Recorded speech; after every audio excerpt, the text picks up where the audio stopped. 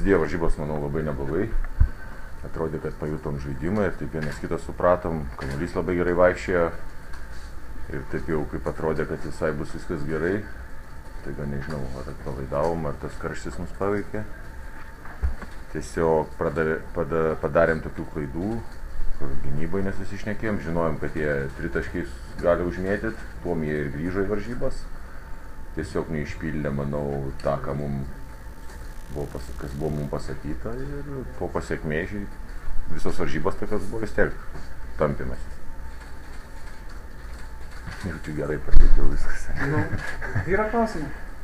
Robertai, kodėl galbūt ilgiau reikėjo įeiti tą formą, kad treneris pagaliau išleistų į aikštę, nesakė, kad vieną Ne, tiesiog, žinot, su metais vis tiek sunkiau įeini į tą formą, mėnesis buvo nieko nedaryta beveik, nes mažai treniruotas, tai gal treneris bijojo, kad neapsijuokčiau visiškai, tai šiek tiek pataupė. Ne, iš tikrųjų, tiesiog šiek tiek buvo skausmų ir treneris nusprendė, kad man dar geriau tos dvi varžybas neįti ir šiandien pirmas iki išleido. Aišku, buvo labai sunku, kadangi vis tiek pirmas varžybos kaip ir būtų, oro visada pritrūksta. Tikiuosi, kad varžybos po varžybų įeiti į tą formą.